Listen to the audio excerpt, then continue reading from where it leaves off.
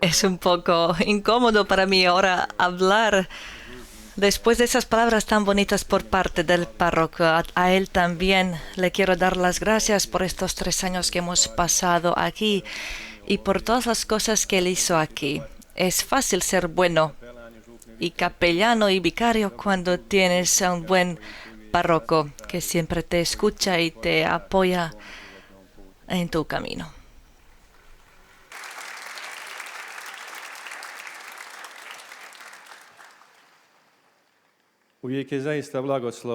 Siempre es una bendición poder hablar desde este altar. Y puedo decir que, por una parte, entiendo también a todos vosotros que estáis aquí en este calor y en este sol, porque yo también hace tiempo, cuando tenía 15, 16 años, vine al Mladifest por la primera vez.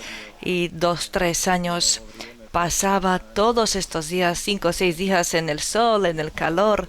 Y ahora realmente es una bendición poder actuar, digamos, de otro lado y compartir con vosotros unos pensamientos de mi experiencia. En este catequesis me gustaría reflexionar sobre la lema del Mladifest de este año, y es: aprended de mí y encontraréis la paz. Para empezar, me gustaría leer la parte del Evangelio de lo que tomamos este lema y acentuar unas partes de este texto. Este texto del Evangelio de San Mateo dice: venid a mí todos los que estáis cansados y agobiados, y yo os aliviaré.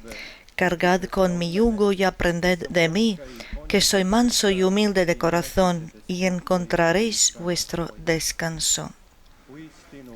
Porque mi yugo es llevadero y mi carga ligera.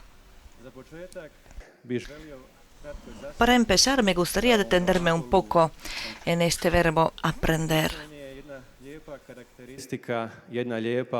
Aprender es una característica muy bonita. Y unas ciertas cosas en nuestra vida podemos aprender solos. Podemos tomar un libro, un manual, mirar cómo alguien hace algo y luego nosotros mismos intentar hacer esas cosas. Pero el aprendizaje sobreentiende una figura importante, y eso es la figura y el papel del maestro.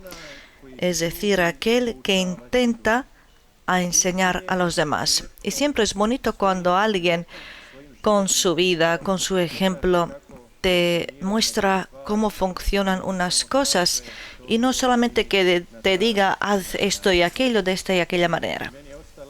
A mí se me quedó esta figura muy bonita del maestro desde mi colegio, desde la escuela primaria, luego colegio, la universidad, todos aquellos maestros y educadores que tenía en mi vida sacerdotal. Siempre es bonito después encontrarte con tu maestro, incluso quizás si habían situaciones cuando no estábamos de acuerdo, pero luego poder hablar y ver cómo está progresando cada uno. Yo creo que mi postura también comparten mis hermanos que están aquí, los frailes, que nosotros los frailes que vivimos en las comunidades más grandes tenemos la bendición de vivir con los hermanos mayores, con los sacerdotes mayores. Algunos tienen más de 70 años y tienen realmente mucha experiencia de la vida. Aunque quizás a veces no compartimos las opiniones, es bonito sentarnos al final y que nosotros los frailes más jóvenes absorbemos unas cosas de la vida, las cosas que ellos habían pasado en su vida porque tienen tanta experiencia. Y siempre es bonito aprender más, ampliar los horizontes, ampliar nuestra mirada al mundo. Pero aparte de todos estos maestros terrenos que cada uno de nosotros tenía o tiene ahora en su vida, para nosotros los cristianos un lugar especial tiene otro maestro, y eso es Jesucristo, es decir, nuestro maestro divino. A Jesús en los evangelios se le llaman con muchos nombres. Uno de los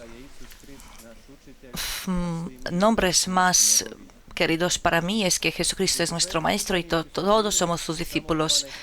Al principio los discípulos eran solamente 12, pero vemos que ya después ese nombre discípulo se refiere a todos los cristianos, a toda la comunidad. Y todos nosotros que estamos reunidos aquí hoy somos discípulos de Cristo. Pero Cristo se diferencia de otros maestros.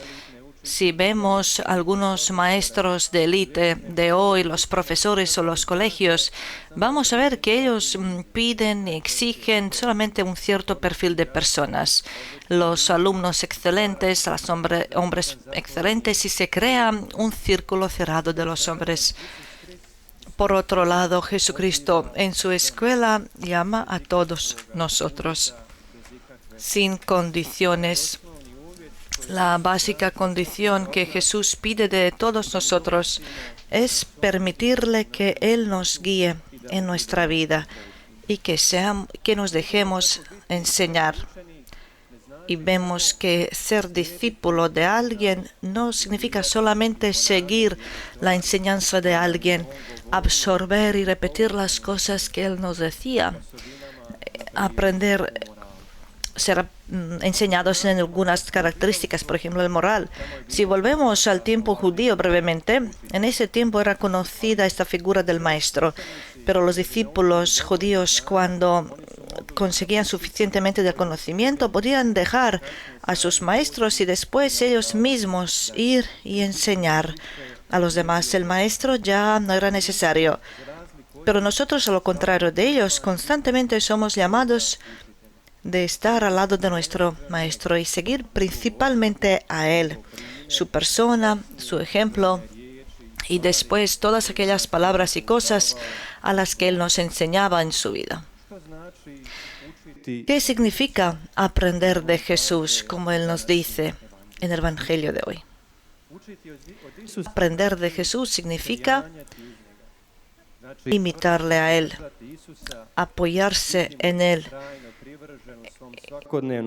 seguirle en nuestra vida cotidiana, seguir sus pasos, sus huellas y compartir su mirada a este mundo. Cada uno de nosotros se puede preguntar, ¿de quién aprendo yo en mi vida? O si tengo necesidad de algunos conocimientos y virtudes, ¿a quién me iré? Y hay muchos maestros, no solamente aquellos directos, sino también vemos que los medios, especialmente las redes sociales, de una manera indirecta nos quieren formar, quieren ser nuestros maestros. Pues ahora me gustaría detener brevemente en nosotros como los discípulos de Cristo, es decir, en algunas características que nosotros deberíamos de tener en nuestra vida, empezando siempre de algunos acontecimientos del Evangelio. Volvamos al Evangelio de ayer que escuchamos durante la misa. Hemos oído cómo Pedro dijo que Jesucristo es el Hijo de Dios, pero a pesar de esa cosa tan grande que el mismo Padre Dios le reveló, después de eso hace un error que no podemos entender. Él, como el discípulo de Cristo, lo llama su maestro, lo lleva al lado y lo quiere enseñar. El alumno, el discípulo, intenta formar a su maestro. A él simplemente no le gustó que Jesús tiene que sufrir y que tiene que llevar su cruz, porque Pedro no imagina así a Dios. Pedro quiere ser maestro de Jesús en lugar de permitir a Jesús que Él lo enseñe. Y esto es una de las primeras características que nosotros deberíamos de tener como los discípulos, como alumnos, dejarnos enseñar y permitir a Jesús que nos lleve la vida. Y entonces Jesús dice a Pedro una cosa: apártate de mí, Satanás. Pero dicen los expertos que entienden mejor las traducciones cuando en realidad le dice: Pedro, tienes que ir detrás de mí. Y eso es la meta del discípulo. No que Jesús nos siga a nosotros, sino que nosotros en nuestra vida siempre vayamos detrás de Jesús, que permitamos que Él nos guíe, aunque muchas cosas en los momentos grandes, importantes, no van a estar claras, pero eso exige de nosotros la confianza, la entrega y que simplemente nos dejemos llevar por Dios. Y nosotros a veces queremos cambiar a Dios en lugar de permitirle que Él cambie a nosotros a través de la oración. Y vemos que no siempre es fácil ser discípulo de Jesús. Muy a menudo quizás no estamos de acuerdo en algunas cosas y a veces necesitamos tiempo para permitir a Jesús que cambie unas cosas en nuestra vida. Otra característica que deberíamos tener como discípulos es escuchar. Y creo que todos nosotros en nuestra educación hemos escuchado mucho. El escuchar es importante en la vida espiritual. Y a lo contrario de Pedro, que quiere enseñar a Jesús en lugar de escuchar, en la Biblia encontramos una postura muy bonita. Entre los judíos era la costumbre que los discípulos se sentaran a los pies de su maestro. Ellos estaban abajo y su maestro estaba sentado frente a ellos y ellos estaban dirigidos hacia su maestro. Y eso es una postura de la humildad y de escuchar. Un ejemplo bonito de eso encontramos en el capítulo 10 del Evangelio de Lucas, cuando escuchamos hace unos domingos ese Evangelio de Marta y María. Mientras Marta trabajaba, dice el evangelista Lucas, que María se sentó a los pies de Jesús y lo estaba escuchando. Y creo que todos nosotros más fácilmente nos encontramos en Marta, que trabaja mucho y que parece que queremos que Jesús se admire de nuestras cosas y obras grandes. Y Jesús a veces no pide eso, pide solamente que nos detengamos en nuestra vida, que paremos y que escuchemos. Pero escuchar no es fácil. Todos preferimos hablar y enseñar, como Pedro, en lugar de parar y permitir al otro, permitir a Dios que nos hable. Podemos, por ejemplo, empezar de nuestras relaciones humanas y desde el hecho cuánto permitimos a los demás que nos hablen. Por ejemplo, en nuestras oraciones también. Todos preferimos hablar a Dios, imponer a Dios unas cosas, unas ideas, en lugar de retirarnos, parar, escuchar nuestro interior y intentar escuchar la voz de Dios. Pero no siempre es fácil permanecer en silencio contigo mismo, con tus debilidades, heridas, con tus caídas. ¿Cómo escuchar en la vida espiritual?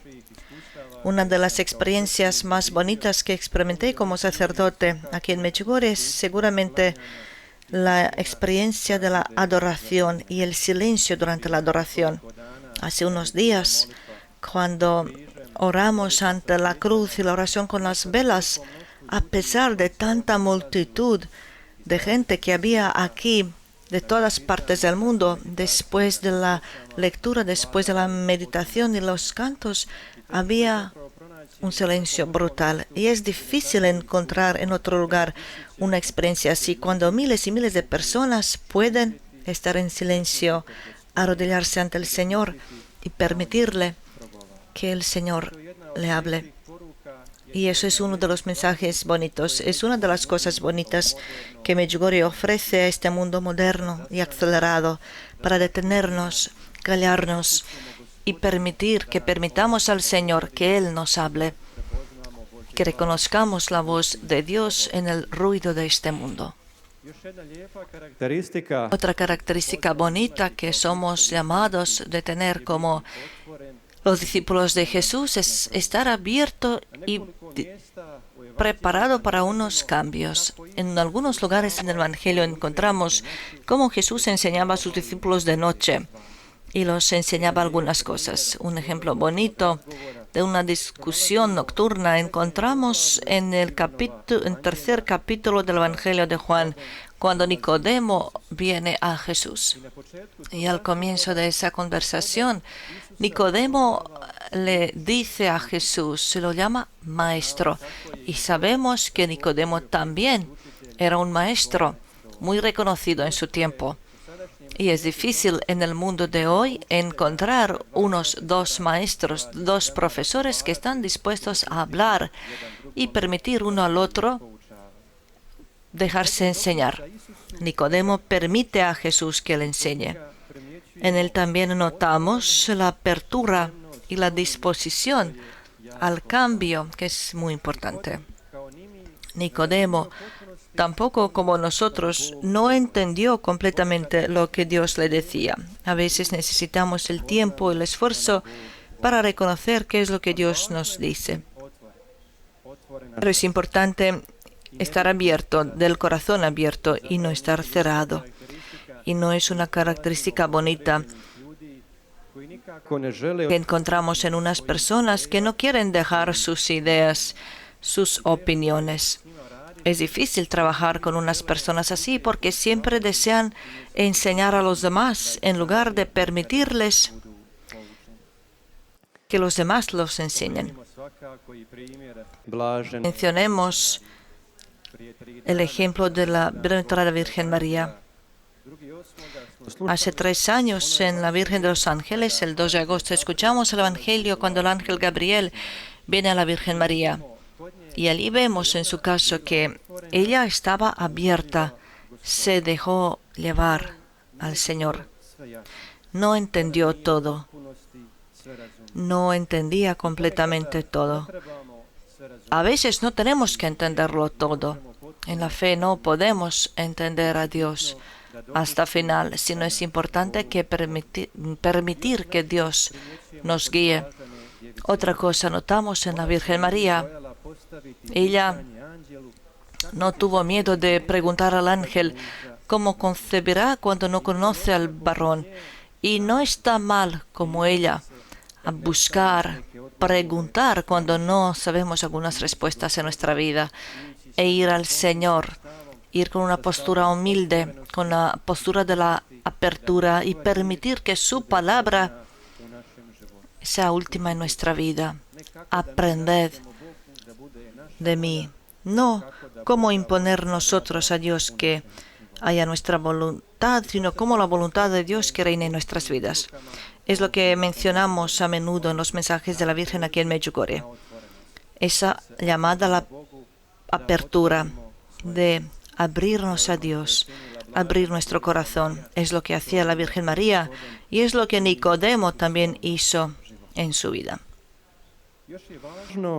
Otra cosa importante cuando hablamos sobre la apertura, es importante que estemos abiertos al Espíritu Santo. Es bonito que aquí en Medjugorje, antes del comienzo del programa, recemos al himno al Espíritu Santo y oramos que el Espíritu Santo nos guíe en este día en todas las cosas, palabras que vamos a escuchar aquel día.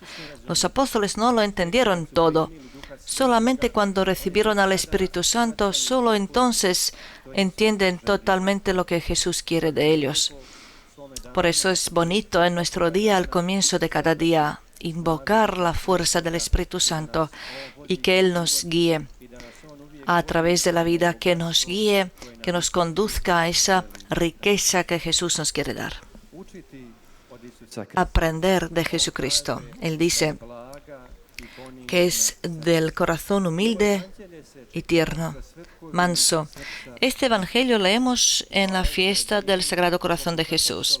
Es importante que nosotros también, igual como el apóstol Juan, vayamos a Jesús, que apoyemos nuestra cabeza en su pecho, que intentemos que nuestro corazón, nuestro interior también sea como la de Jesús. Y eso significa que nosotros también intentemos amar, así como Jesús amó a Dios y a sus prójimos. Aprender de Él cómo tratar a los demás, cómo tratar a nuestros prójimos. Una cosa también que es importante es aprender a orar de Él. Es bonita esa escena del Evangelio cuando Jesús en una ocasión se retiró al silencio, a la soledad y oraba. No quería que los discípulos lo vieran, pero cuando los discípulos descubrieron que su maestro está orando, pidieron de él que los enseñara a orar. Y vemos cómo Jesús nunca nos impone unas cosas, sino intenta con su vida, con su ejemplo, enseñarnos y nos invita a que también nosotros sigamos a Él y sus pasos en nuestra vida. Lo más que nos alejamos, lo más que nos acercamos a Jesús, aprendemos de Él, escuchamos la palabra de Dios, más vamos a ser parecidos a Él, vamos a ser semejantes a Él. Y entonces nuestro corazón será como el suyo.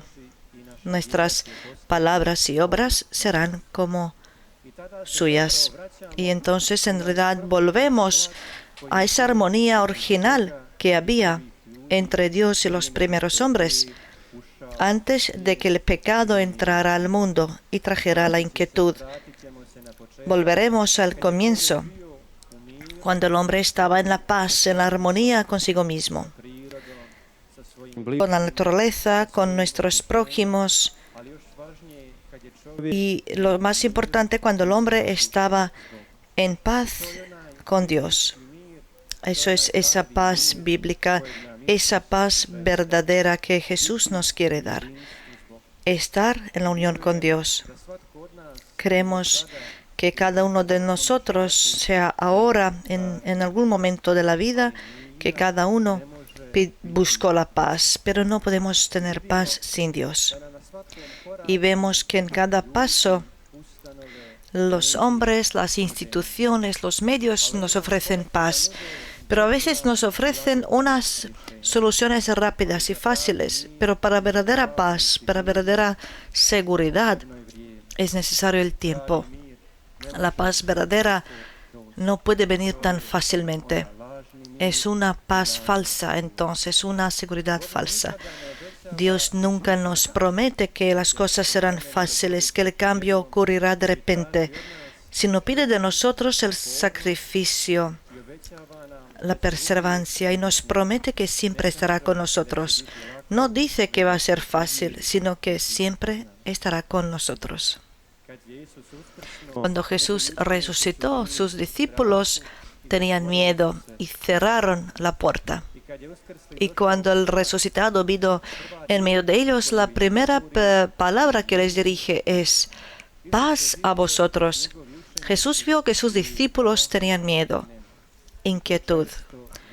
Y eso es lo que ve también en nosotros muy a menudo. Y a nosotros también quiere traer su paz. Y vemos cómo la paz puede venir solamente del Señor. La verdadera paz nunca existe sin Dios. Y eso lo notamos ahora también en este mundo. Lo hemos visto en toda la historia, cuando los hombres intentaron crear la paz de las maneras equivocadas, pero eso siempre resultaba con más conflictos. He mencionado cómo la paz significa estar en armonía con Dios, y sabemos quién y qué destruye esta armonía. Eso es siempre el pecado. El pecado ha destruido esa paz original, auténtica que había entre el hombre y Dios. Y sabemos que creo que cada uno de nosotros tiene esa experiencia en su vida, la experiencia del pecado, que en lugar de traernos la paz, nos puede traer solamente una paz breve, pero a largo plazo trae la inquietud en las vidas, en nuestras vidas y relaciones humanas, y lo más importante en la relación entre Dios y hombre. El pecado siempre hace una carga en nuestros corazones y en nuestras vidas. Si volvemos al comienzo de este evangelio breve que escuchamos al comienzo, vamos a notar que Jesús hablaba de una carga. Jesús menciona y dice que vayamos a Él, que tomemos su carga, su yugo, y que le entreguemos nuestra carga y nuestro yugo. ¿Cuál es la carga de Jesús? Más bien, ¿cuál es la carga que nosotros tenemos en nuestra vida? Creo que cada uno de nosotros ha sentido esa experiencia de llevar una carga innecesaria. A veces los demás son aquellos que nos imponen las cargas y dificultades, y a veces nosotros también somos aquellos que en las vidas de los demás ponen las cargas. Pero existen unas cargas que nosotros nos ponemos innecesariamente, ponemos en nuestros hombros. A veces esos son algunas decisiones equivocadas, unas palabras malas, obras equivocadas, pero mayormente es el pecado que es la carga más grande para nuestras almas. Y a veces innecesariamente nos acostumbramos de esa carga, y eso nunca es bueno. No debemos acostumbrarnos del pecado. No debemos tener miedo de venir a la confesión y quitar esa carga. Preparándome para este catequesis, me acordé de un ejemplo que yo viví hablando con una persona hace muchos meses. Esa persona me testimonió que en un momento de su vida decidió hacer un giro e ir por otra dirección en su vida. Dice que aquí se confesó, después de eso se convirtió y empezó a seguir a Jesús. Durante unos años todo iba bien y de repente cayó. Hizo solamente un pecado que ni siquiera era tan grande y no tenía fuerza a venir a la confesión. Tenía miedo ir a la confesión. Tenía miedo entregar a Dios esa carga. Tenía miedo de la nueva caída. Y necesariamente tomó esa carga antigua, la puso en sus hombros. Puso la carga del pecado en sus hombros, que era innecesario, y lo llevaba de nuevo unos meses, incluso unos años. Y para quitar esa carga no hace falta mucho. Estos días creo que habéis notado en el centro esta cruz de San Damián. Es una cruz que tiene mucha importancia para nosotros los franciscanos. Esta cruz viene de una época en la que Jesús no fue presentado en la posición de sufrimiento, sino si miramos a su rostro vamos a notar que Jesús es alegre, incluso que su mirada es tierna. Y vemos cómo sus manos están extendidas, como si nos llamara a venir a Él.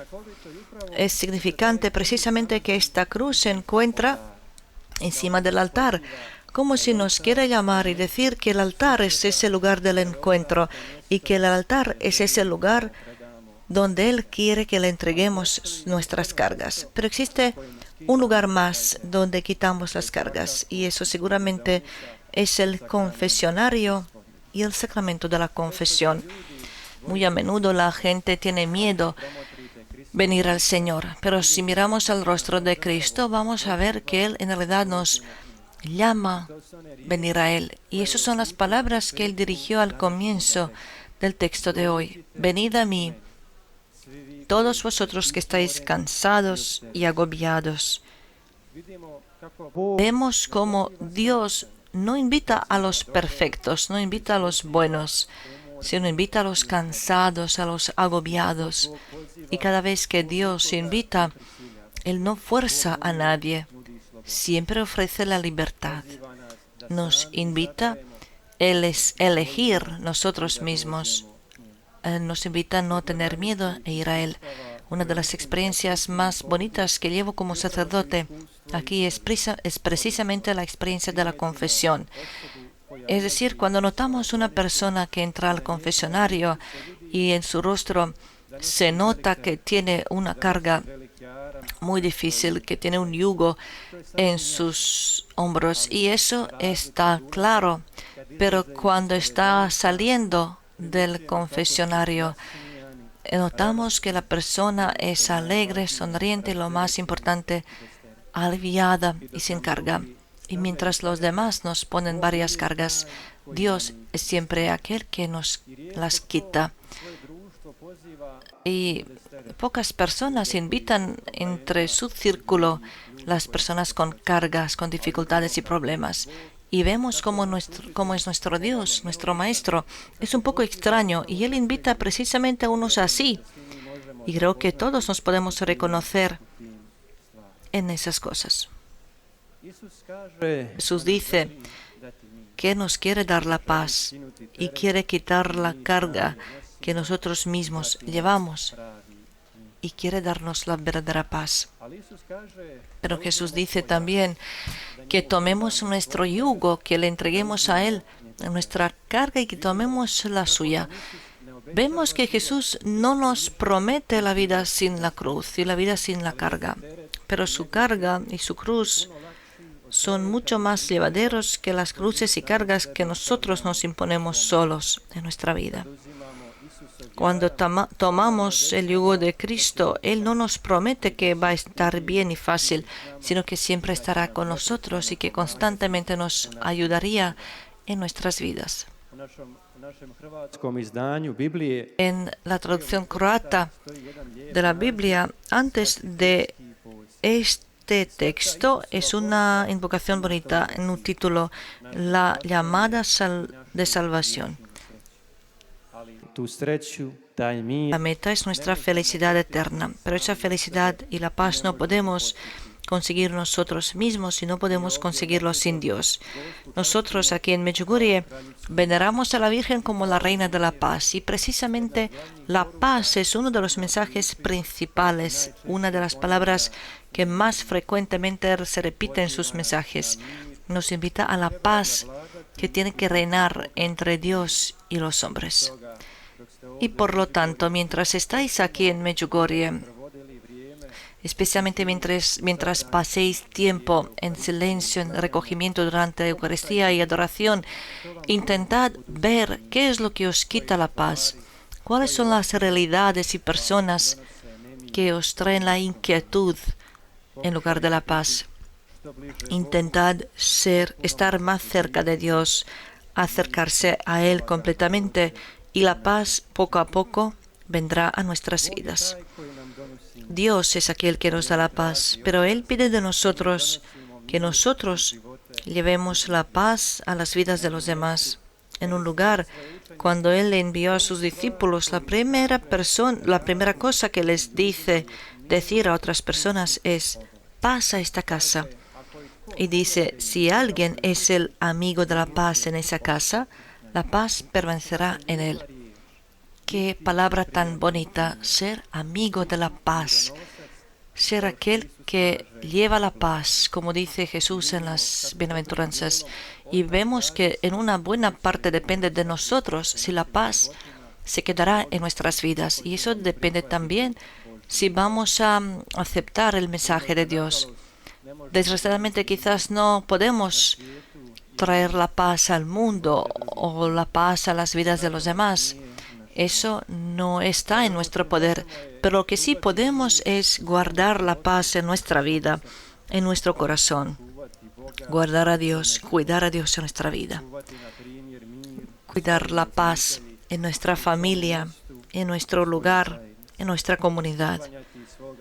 Apartar de nuestra vida, de nuestras familias, todas aquellas cosas características que crean la inquietud y las discusiones.